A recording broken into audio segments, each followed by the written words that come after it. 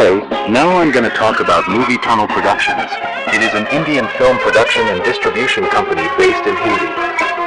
2024 to the present, there is a gray rectangle, and inside the gray rectangle, there is a gray and silver tunnel, and under the gray and silver tunnel, there is the word Movie Tunnel Productions in silver and gray text. Here is an intro.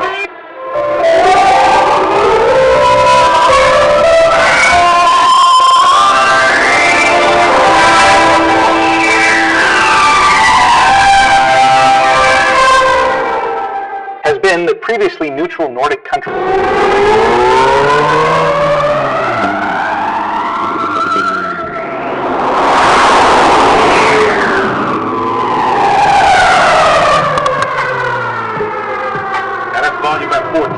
Alright, so setting off here in the 2023 Integra.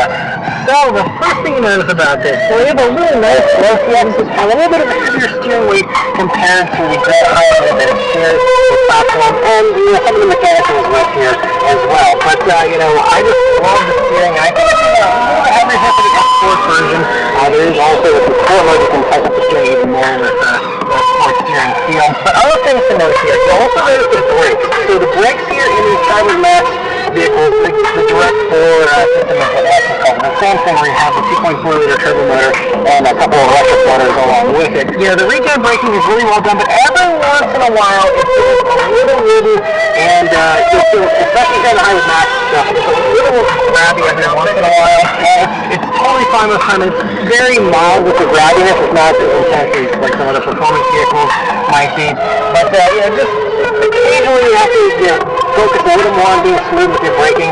A very minor thing that Atlanta is going to get used to very easily. Just one little thing you might notice right off the bat. Other things you'll notice is just the quietness and the refinement here. So that's one thing they went to great lengths to make it quieter, more well insulated, and smoother here compared to the Grand Highlander that again is to share the platform with. And so you'll notice it's really quiet even when it's park road we're going at pretty low speeds here. It's actually a really windy day, and I haven't heard any of it here so far. We will see, but it's just so impressive. It definitely feels every bit worth that Lexus Pulse that here at just how refined it is. Another thing that you also might notice, especially if you're maneuvering at low speeds, is this thing called wheel steering. It's only under 500 RPM, and it's supposed to give you sporty handling as well. We'll test that out here in a minute. But it also should help with your turning radius. Now, whenever you stop, it doesn't look like it really moves the rear wheels that much, and so I'm not sure if it does more whenever you're moving or what. But what I did notice though is just even yesterday, I had to do a U-turn, and I was shocked. For a vehicle that's as long as this is, I did a U-turn. I was like, oh wow, that's like way less space than I thought it was. I was able to zip right into a parking spot after doing like a U-turn. Basically, it was really impressive to me just how this vehicle is so maneuverable. And we will see as one of my favorite features. If a car has it, get it, because it's just like so nice to have. It helps you with parking. It just gives you better handling, better stability. It's just better in all the ways, in my opinion. And so I love this as well. That is something by the way you do not get from the Grand Highlander at any price point on that, and that is one exclusive feature here to the Lexus, alongside the adaptive dampers that we have as well, the adaptive version. And the adaptive dampers, they just have a normal and a sport mode. They have a super soft comfort mode, unfortunately. But let's put on under the Sapo here and see how it goes. Here we go. Alright. Look at it. Off nicely. And I love the directional powertrain. I'm a back powertrain, same thing. They feel so good. I love the way it feels in the rear. I was really happy with the Grand Highlander as well. And I'm also really happy with the RX 500H as well that I reviewed a couple years ago. But in here, it is awesome. So what we did here is 366 horsepower, 406 torque, which is 4 more horsepower and 6 more pound-feet of torque than what you get with the Grand Highlander power pack. And it'll give you a 5.7 secondary 60 as a result. So it's a 2.4 liter turbo-powered four-cylinder engine. It's on this 2 electric motor. The back end is electric only, so that's how you get all-wheel drive through that key motor in the rear. And it's a hybrid system, but it's always keeping that rear motor going no matter what, whenever you need that. And so it's basically going to be a little less of a hybrid than a traditional hybrid, where it's a little more electric driving with this. You're going to deplete that battery pretty quickly. It's like a 1.5 kilowatt hour battery or something. There's really no electric range or anything. It's just going to be harder to keep that battery going. Always got to feed into that rear motor there to give you that direct all-wheel drive capability. It is so punchy. The thing that I love about this powertrain is that it is always ready to go. It's only rinse a 6-speed automatic transmission. It might sound crazy in the year 2024, especially with Lexus. Now, a 6-speed sounds very outdated, but it doesn't even matter because it's still always in the right gear. And with that electric motor, it fills in any kind of waiting period, any kind of gap that you might expect to experience. There is none of that because it just is the electric system. And what I love is even if you're rolling into the gas from the stop sign, something like that, it is just this mountain wave of torque that just pushes you, and it always just feels so punchy. I absolutely love it. But coming from corners here in Hollywood, let's see how this 5,119-pound SUV handles. Alright, it actually handles itself pretty good. Here's a little bit of space here, but honestly it feels really good. So we've got 255 tires all around. I think the tire setup might be a little bit wide, which might not be quite as fully to handle it as maybe some of the other competitors are, which might have some wider tires. But you have again that really steel system, adaptive damping here in the sport setting. And I mean, it handles itself flawlessly. I mean, really for a over 5,000-pound vehicle, it just guides the weight very well, to the point that I am more confident taking something in the corners than what I did, to be totally honest. It's just, so I mean, the great manual already was out there, the Kansas is still very well, for again, what it was. But this, this is actually about 183 pounds heavier than a Grand Highlander, and it's impressive that even compared to like the TX350, this is almost 450 pounds heavier than the 350 version, just because of, the motor, the rear there, all the carbon stuff, and we'll steer as you wait, I'm sure, and we got slippers and all that, so that all adds up to, 450 pounds basically, actually, which is a lot, and, I feel like it's still a little bit heavier, but it doesn't feel 450 pounds heavier to me than what you're getting with the regular 350 version. And so overall, I'm just pretty impressed with the way this thing handles. But as far as with the gas there, it's still punchy. Now, it's interesting though, because since the power from the front wheels is coming assisted from the gas engine, you have the rear motor being the only component in the rear there. I have felt a little bit of torque coming through the front wheels, and there was actually a time yesterday when the roads were a little bit wet, I gave it a little bit of gas. I always say about personal throttle for the video here, but I gave it a little bit of gas yesterday, and even just without full throttle, I actually got the traction control to kick on there just for a split second. So, it's not going to be quite as good at putting the power down compared to, a true all-wheel drive system, for example, the Acura MDX Type S, which is kind of competing against, that has a real torque vector all-wheel drive system. And with that, you're going to have a better power delivery, especially whenever the roads are a little bit wet. With this, it still feels front-wheel drive based for sure, and it's having so much power in the front, and still having a decent amount of power in the back, and it still does a good job of powering out a corner. Very neutral, and it feels really good. That dynamic, I can't feel, it's not as apparent as I think it is in some other vehicles here, to be totally honest, but it still feels very good, and something that I can't remember, I gotta say, this is probably the most fun I've had that through a crossover in a long time, if not ever. Outside of like a Durango Hellcat, or maybe the MDX Type S, but even if we are talking about that, it is one of the primary competitors, very similarly priced, and similar power levels and stuff.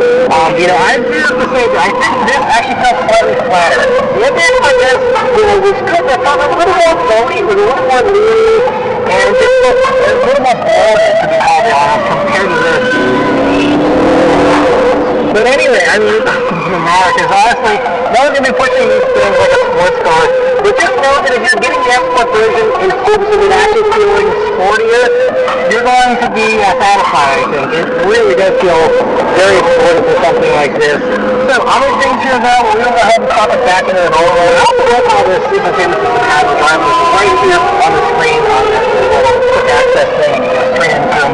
Very easy to switch in and out of the mode. But wherever you are, just driving on the road. Now this road is pretty nearly paved and in pretty good shape. But what I've noticed so far in the past day or so with my first day of driving here is that the ride is still really nice and smooth. Now, if I'm splitting hairs, it might be a tiny bit stiffer in the 350 you're not really like, wow, this thing is really too different. Like, it doesn't feel fully compromised at all. As far as the ride, to be completely honest, I've seen some other reviews saying, oh, it's too stiff and bumpy and stuff. At least in my experience with car, that's not my takeaway. To me, this is a nice, smooth ride, so it's very appropriate for a TX. And if you want the hybrid component here, you want better efficiency, you want the extra power, the higher status, whatever the case might be, just know that I don't think that you're going to be compromising your ride quality very much, if at all, here with the TX platform. So certainly, don't be put off by, the fact that it has a fully suspension setup. It still is fully smooth, fully appropriate for a true luxury crossover, in my opinion. And I just want to let you know. So I'm on the highway here now, and I will demonstrate the cruise control system, which does not have standard, by the way. We got this cruise here. It has ray tracer assist as well. That helps you with, stay within your lane here. We're going to have all that stuff turned on here. The one thing though that I don't feel well is that if you get the head-up display, you don't have to get part of the technology package. But if you just get that, then all your controls for turning on cruise control are only found and done here on the head-up display. You still have a little display here. The view stuff will show you that as well. But to actually use the steering control button, you have to use all that through the head-up. I would suggest getting rid of the head-up display and not getting the technology package if you don't want the stuff with the technology package. Anyway, out here on the highway though, with that system turned on, it does a really good job. It has the Lexus Station 2.0 plus system with 10 and braking, the proactive driver assist, which will even randomly slow you down and help with steering whenever you're not on the highway if you'd like. And then this car also has the optional package which gives you automated parking and also traffic jam assist function. And that function is why you have this sensor here on the intercom. And what that's going to do is allow you to hands-free drive at your speed up to 25 miles per hour. Up to 25, it'll allow you to take your hands off the wheel if you're on designated highways and you're paying attention to what's forward of the road. And it will allow you to take your hands off the long speed again, just for when you're in ruling traffic, to slow speed equipment inching up for you. It's really great to have it all handle the steering and circumstances as well. Now, it would be nicer to do more advanced steering assist, but outside of the Lincoln Aviator, which I believe might start to offer Lincoln's hands-free system, aside from that, there's really no one else that does really automated hands-free stuff just yet. Otherwise, out this highway speed now. You hear the wind noise a little bit more. This car also has these crossbars on the roof for some reason, so that's going to hurt my impressions of road noise here higher up in the session.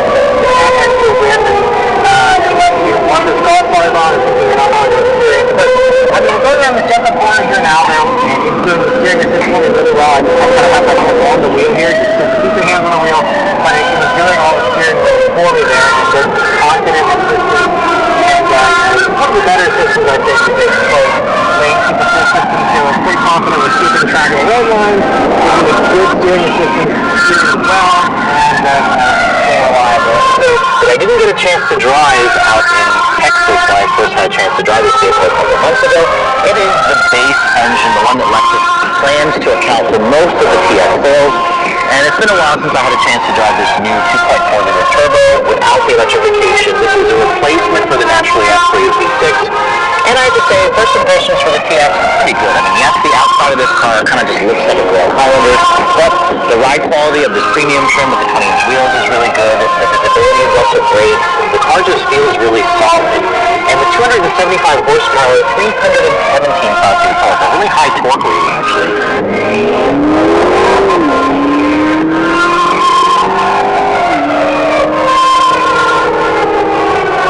Alright, 0 to 60 in 7.4 seconds. That's not bad. I mean, that's about 0.4 seconds quicker versus what Lexus claims. And it is about a second slower than the NX350 that I tested on that same stretch a year and a half ago. Keep in mind, the NX is probably around 800 pounds lighter than this car, so 7.4 is acceptable. And remember, this competes with the base engines you're going to find in like the Acura MDX, which is a naturally aspirated V6, the Infiniti QX60. Also also has a naturally aspirated V6. Those models have more horsepower, but significantly less torque, and that's the whole point of by going with this Turbo 4, is you get way more mid-range torque at a much lower RPM where you don't have to rev the engine out. But let's try it here without brake torquing at this time. Just go floor it. 7.7 seconds there, so that's with it more slowly uphill without brake torquing it. So in the real world, you're going to get around 7.5 seconds from 0 to 60, which is perfectly acceptable. Is it among the quickest accelerating SUVs in the class? Absolutely not. You're going to get more power versus a lot of its competitors, quicker acceleration times. I believe even the V6 MDX is probably about 100% faster than this car, but that doesn't always tell you the whole story with the 0 to 60 numbers, because I had a chance to drive this vehicle on a very long road trip. I put about 700 miles on it in the last few days, going up to upstate New York, with 5 people on board and all of our stuff. We are packed to the roof of this vehicle, and I was very impressed with this powertrain. It offers plenty of power. I mean, just put my foot down slightly there. The 8-speed auto is smooth and responsive. I've actually been really impressed with the 8-speed auto. It doesn't hunt for gear like some of the 10-speed autos. It's really quick at just choosing the right ratio to put this engine in the need of its power band. The 2.4 itself doesn't have the best sound. It can sound a little bit flashy at times, especially when you're really pushing it. I mean, the sweet spot of this engine is between 3,500 to about 5,500 RPM. You're going to feel plenty of effortless power, and the engine itself is smooth at least. It just doesn't sound super great. But again, putting my foot down here just slightly, the acceleration just kind of pushes you back. The wave of torque pushes you back in your seat. And this car feels nimble. It feels light on its feet, which is what I wasn't expecting to find in a base model or a base engine vehicle or base engine powertrain for this car. It feels pretty good. Now, the all-wheel drive system is a torque vectoring system.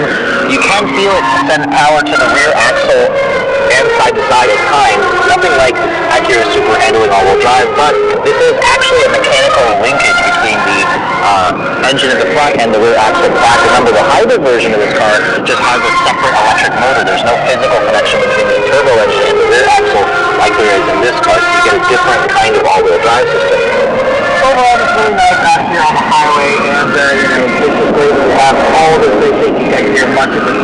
The only other little safety thing I want to mention though about the TX here is that many of the competitors do get an IAHS top safety fix across the board for their safety systems. Now the TX is the sugar platform of the Highlander shares to be rated with the Highlander, and the IAHS just did their crash test on the Highlander. Unfortunately, for the small rollout crash test, this is acceptable rating instead of good rating.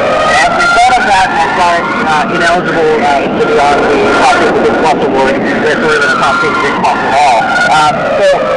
Just one thing to note there, I mean, it's not going to be a very safe vehicle, and it's still an acceptable rating, or like a bad rating. I mean, there are some that do worse ratings in this segment. So, but just one thing I want to mention is you want someone who's very safety-minded, that knows that this won't get the highest scores from some of the competitors. Well, I've been driving the TX 500H for a week now, and overall, I still really like the TX, especially here the 500H version. We love having that extra power, love having the slightly shorter turning radius here at the rear steer, and the ride has been totally fine. One other thing that is a disappointment here is the fuel economy in the 500H. So, obviously it's a hybrid, and you're hoping for some better fuel economy than the non-hybrid version. But the thing is, this direct force system for the electric rear axle there, it's always powering the back end, so again, that battery is always being drained and always having to be replenished by the gas engine. And I mean, it still does all the usual hybrid stuff where it'll kick off the engine whenever you're coasting and, for around town kind of stuff.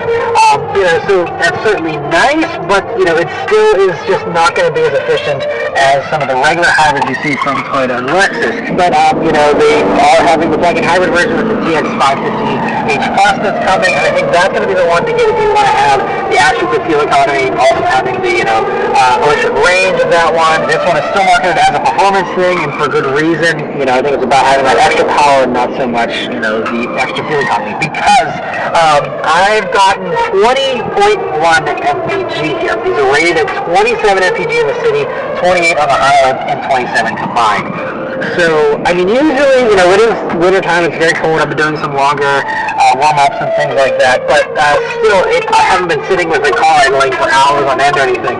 Very little idling, honestly, and I'm, still 7 to 8 mpg under where I was hoping to be. I mean, typically I would do like 1 to 2 mpg less, than the city rating, and even on a vehicle in the middle of winter. And so I was hoping to maybe see 25. And I remember even in the Toyota Grand Highlander Hybrid Max, I believe I was getting closer to 23 in that, if I remember correctly. And so this is even lower than that. Obviously, again, this has more power, more weight. Not that much more power, but as far as the weight goes and just the way it's set up, I'm sure there's some of that that's compromised a little bit, but shouldn't be that much lower. So regardless, I just would say, especially if you live in a snowy area and you drive like I do, which I wasn't beating on this thing. I was using it as a family hauler.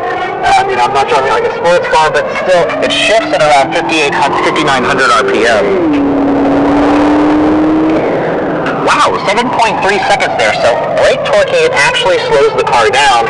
Just find yourself a level road floor and you'll do it in 7.3. So that is perfectly acceptable, and I think most people are going to be satisfied with that level of performance, because remember, you don't do 0 to 60 times in this, you just drive it around town, drive it on the highway, and this is where the engine is really good. I mean, I haven't had a chance to really drive this engine in the Highlander or the Grand Highlander, but I think Lexus has done a good job with making this powertrain work with this whole, car. Now, in terms of the rest of the driving characteristics, I can see out of the vehicle really nicely the seats in this car. These are just the new Lux seats, not the premium semi-aniline leather seats, and they're very comfortable and supportive. I can suffice to that because I drove this car again on a 4-hour road trip one way, so I spent 8 hours in this car. And the seats, I never got out of this car feeling like I was aching or in pain, because they're really well shaped, they're comfortable and supportive, the heated and cooled function works well, the heated steering wheel works well, the digital camera rear mirror is fantastic for when you have stuff piled up to the roof and you have the car full of 5 or 7 people, which is great. The heads-up display also works nice, and this car also has the tech package with the surround view camera, and it has Lexus's safety system 3.0 with their traffic jam assistance. The adaptive cruise control works really well. It steers you in the lane. It doesn't allow for true hands-off driving, except when you're at low speeds below 25 miles an hour. The traffic jam assist allows you to do that in traffic, but on the highway, it doesn't do the hands-off system like you could find in some for like the GM Super Cruise or the Ford Blue Cruise, for example. But I think Lexus is eventually getting there. Their driver assist has really been improving over the years. In terms of the noise in this vehicle, it's also very quiet. Now, is it quieter than a Grand Highlander? I'm not entirely sure. I need to drive a Platinum 2.4 gas-only Grand Highlander back-to-back with this car to compare. But on that long road trip, there was very little road and wind noise, just a little bit of engine noise when you pushed it. In terms of squeaks and rattles, this is an actual production car, and there was a tiny little rattle coming from the sunroof. Now, you could fix that by closing the shade, but I was a little disappointed to hear that, especially in a Lexus product. And in terms of the fuel efficiency, this is where some of you may be wondering, should I go for the hybrid model? Now, I tested the Grand Highlander Hybrid Max Platinum, and that got around 25, 24 mpg in my mixed driving.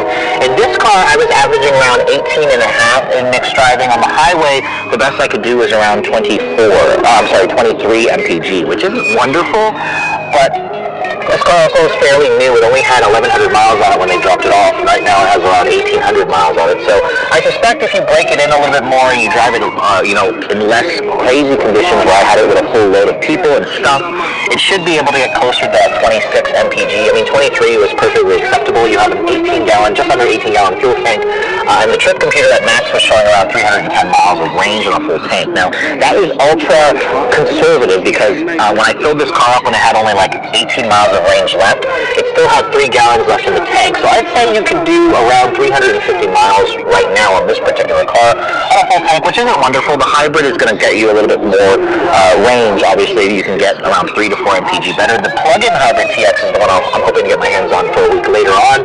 That's the one that will get nearly 30 mpg. That gets the best gas mileage, and it gets supposedly the most power and the most range because of the plug-in hybrid portion. But overall, the TX as a family luxury SUV, I think it drives really well. It has the Lexus quality that you're expecting. The driving dynamics is more on the vanilla side.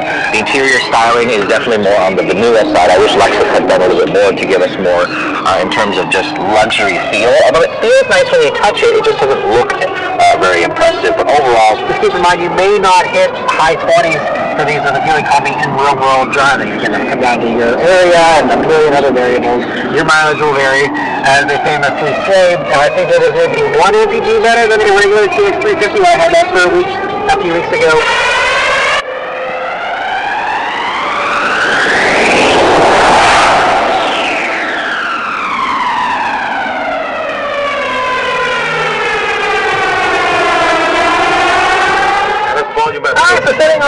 any 2023 Integra. So the first thing you notice about this, well, we have a really nice look, shall we? Here we go.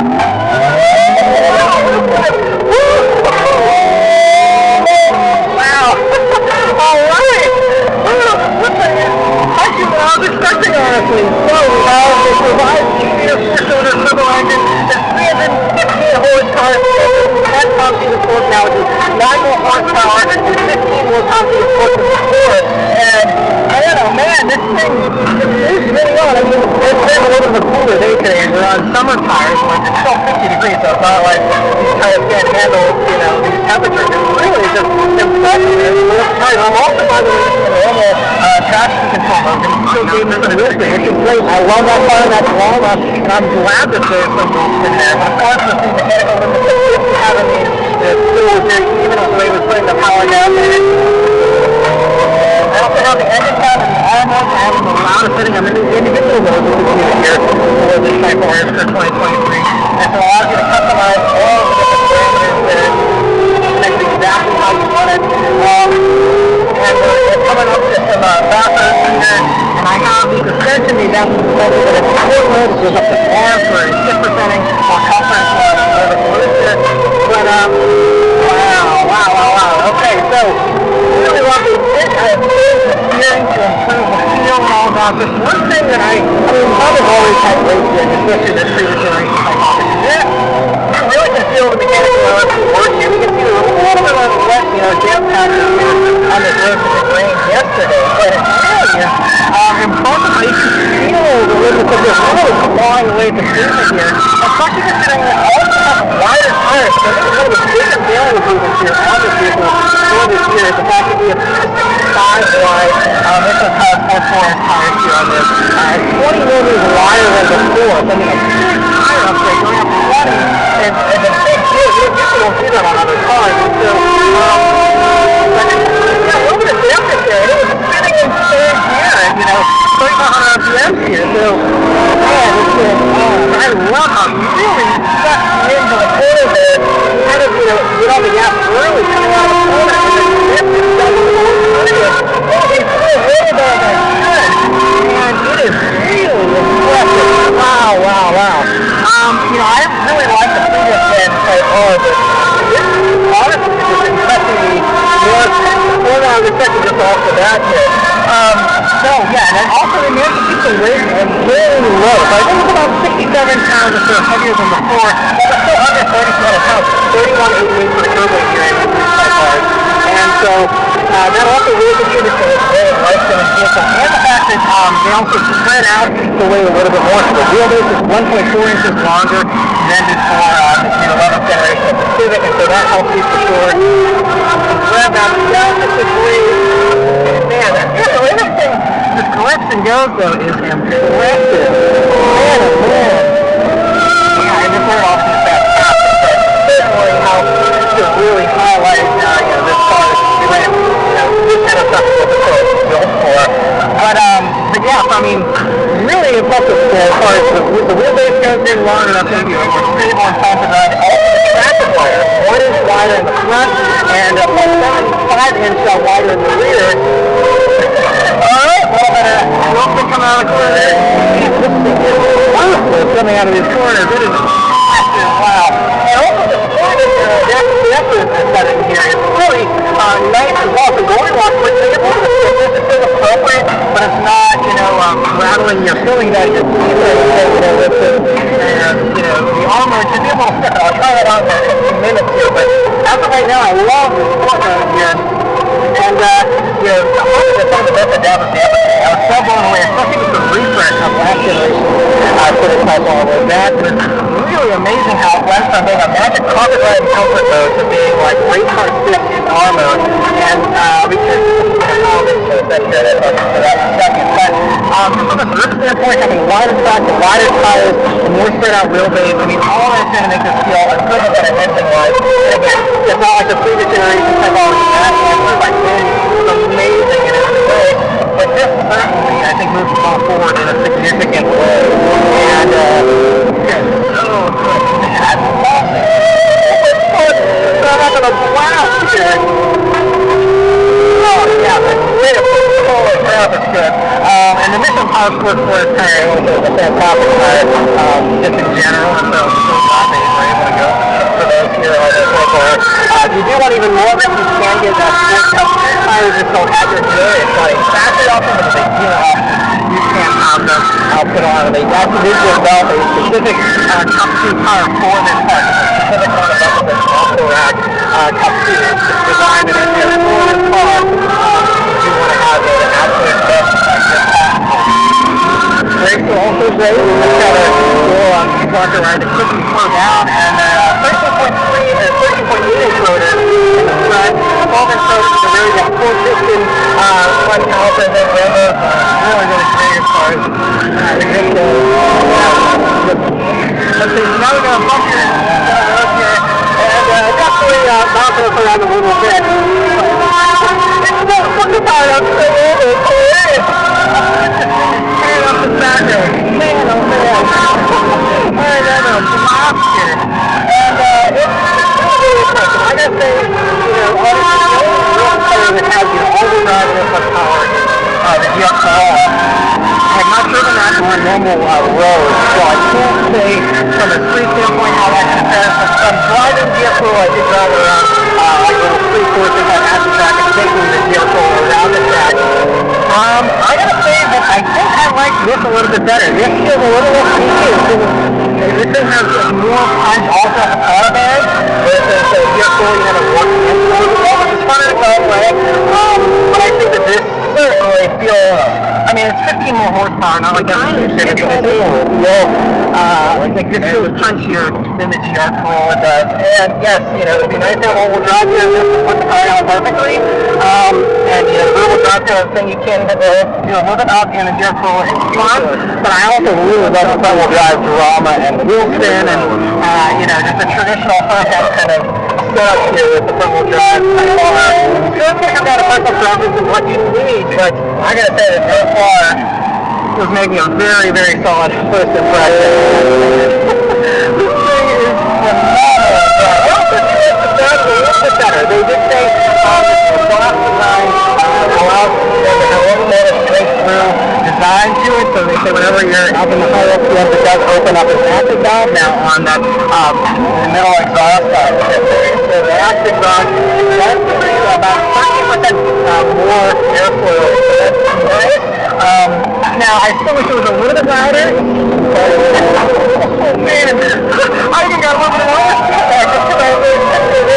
This thing is playful. I love how playful this is. And this is also certainly something to get a little fun and insane with this. It's this here. Giving a little bit of a torque here, tiny bit there, but now I'm very challenging circumstance. This is still spotted really well. And, man, this thing is so much fun. I'm so impressed with the way they set everything up, because it does handle so well, and it gives you so much confidence, but it still gives you a little bit of a playful character, and something that you have to kind of manage a little bit, at least to get on with a slightly damp road. This thing can still be a little bit crazy if they like. I don't want something that's drama-free and it's just some precise instrument. I want something a little bit flavor. You have to use your brain to drive a little bit and not just have something totally sanitized.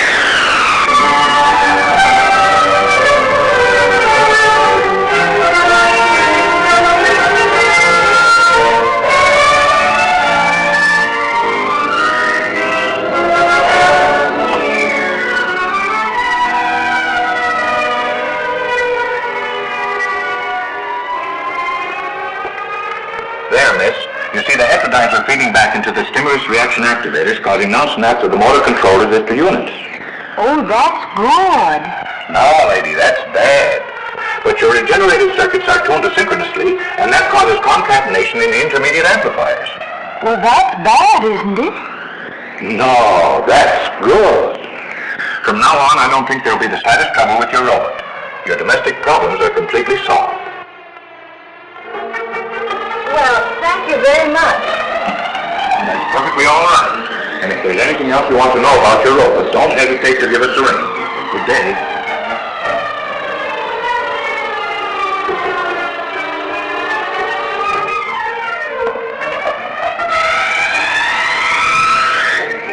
Rolo, answer the door.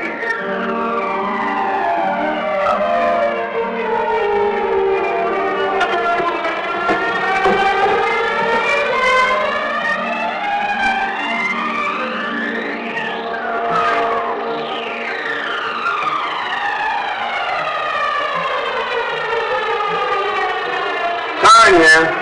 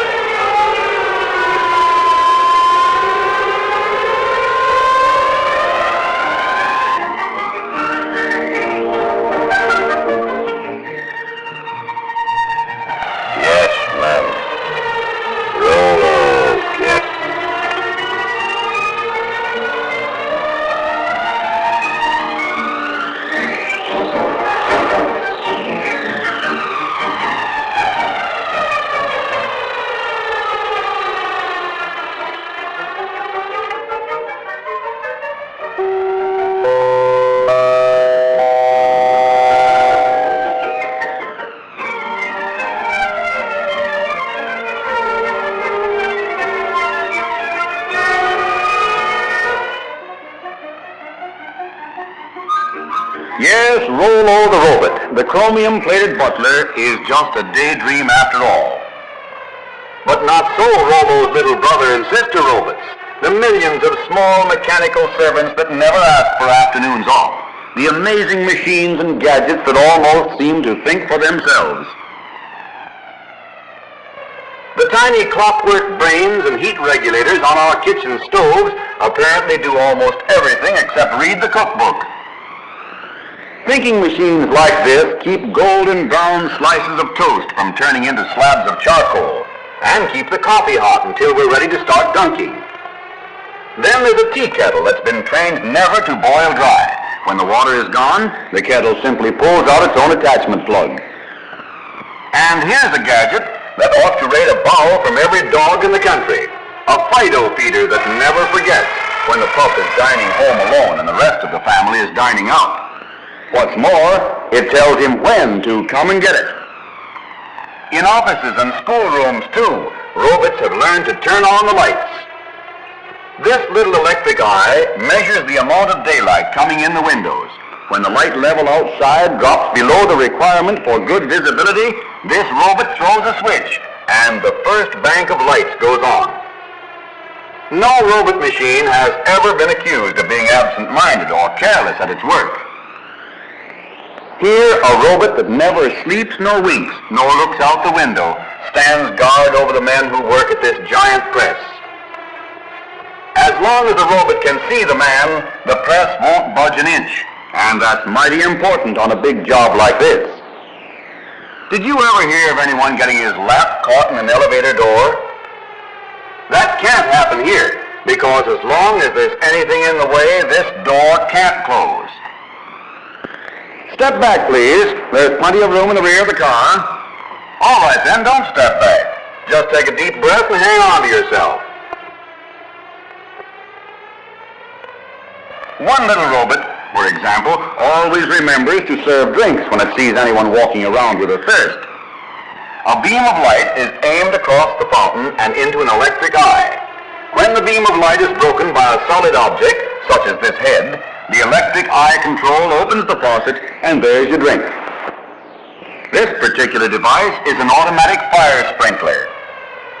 Someday, maybe someone will invent a robot that can take a joke. Some robots have even learned to fly. Tiny automatic brains in giant airliners, sensitive to the slightest change in balance or direction, relieve the busy pilots of the job of keeping the wings level, the nose on the horizon, and the plane headed in the right direction. Don't look now, but this motor car is simply full of robots. In the carburetor is a diet specialist, a brainy collection of jets and valves and floats that serve a health menu of gasoline calories and fresh air vitamins to the engine, a menu that varies with every change in speed or load. The engine likes its meals served not too hot and not too cold. So in the intake manifold, another mastermind with a nervous system sensitive to heat uses hot exhaust gases to warm the mixture before it goes into the engine. Step right up close to the platform and see the Siamese robots. These robots attached to the distributor are always worrying about the spark in the engine. One is sure that the spark ought to be advanced. The other is equally sure that it ought to be retarded just a trifle.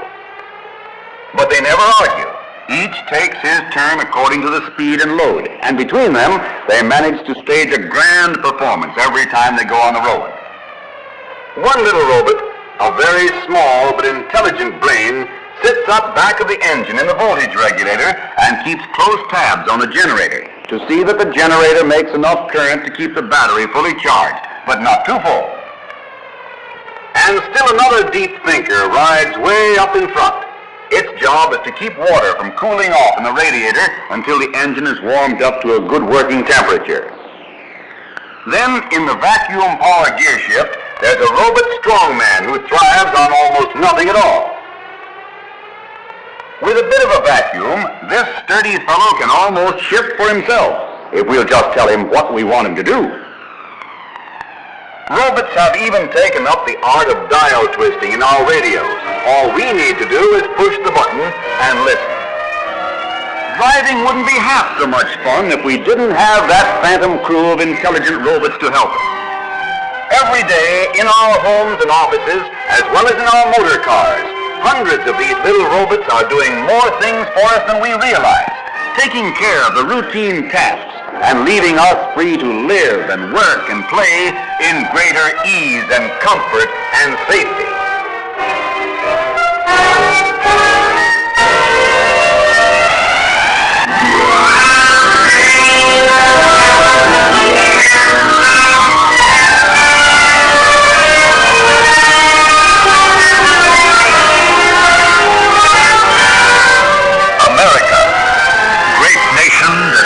Accepted opportunity.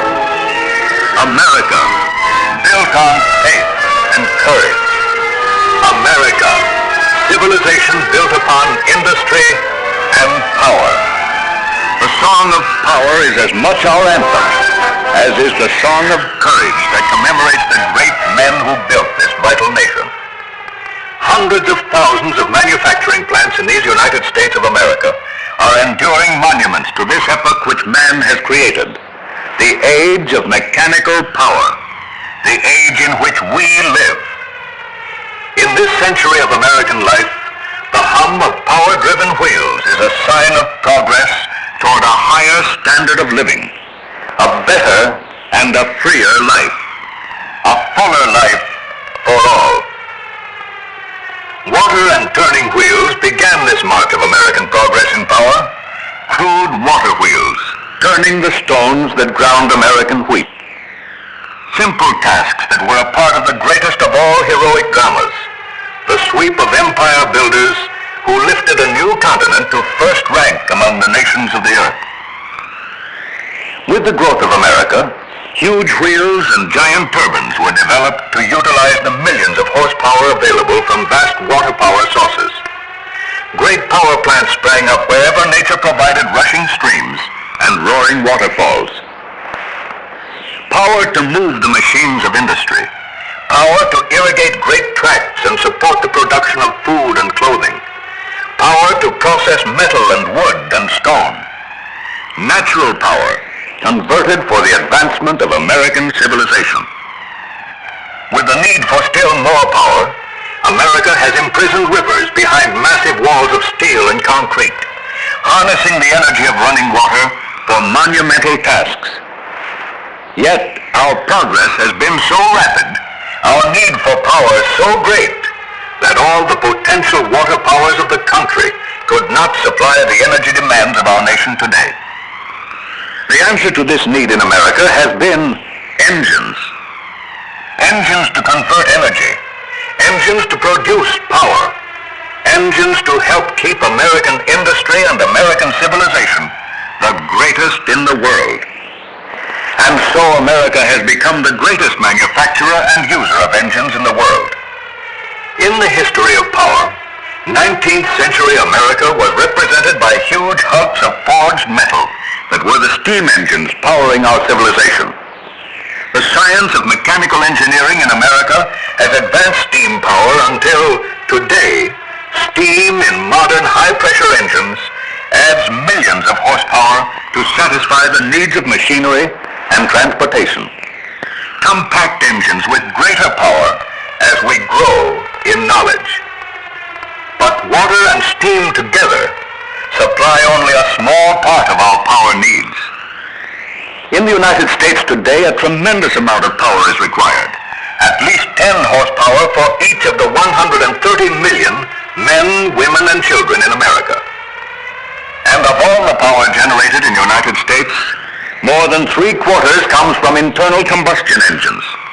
Engines that convert the energy latent in one of this country's greatest natural resources, oil.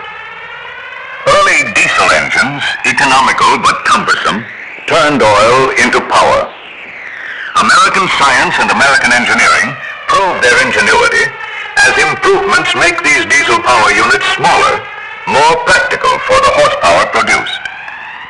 Today's overhead valve diesel engines are important factors in modern American power. Economical power, efficient power, supplying energy for huge manufacturing plants, electrifying America with self-contained power plants that have replaced thousands of miles of transmission. With another internal combustion engine, the gasoline engine, and with the airplane, artisans and mechanics of America pioneered a new field, harnessing machinery to wings.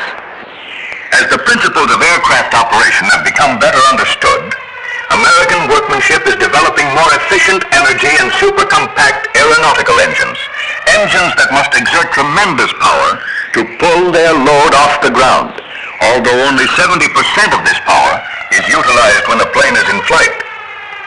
Today, this country leads the world in the production of fine airplane engines.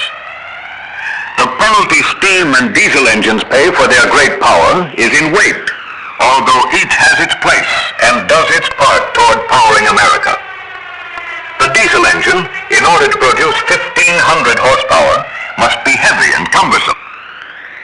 While this overhead valve airplane engine develops the same power as the relatively huge diesel, it has had to sacrifice flexibility in order to get more power with less weight.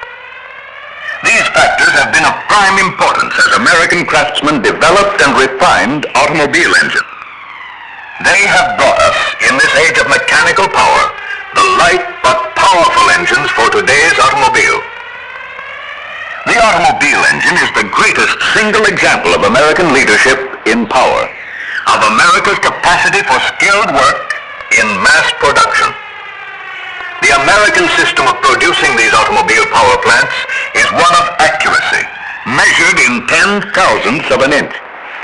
It is one of coordination between tools and craftsmanship, between huge machines and precision workmanship. In American automobile factories, the world's most marvelous machine tools are operated by American craftsmen who are second to none in all the world. It is an amazing fact that automobile engines supply more power than all the other power sources of the world combined. In addition, America has conceived a flexible automobile engine to develop its power over a wide speed range. Many factors of design, developed and proved in the diesel and airplane engines, contribute to the compact, economical, and flexible power of the finest overhead valve automobile engines.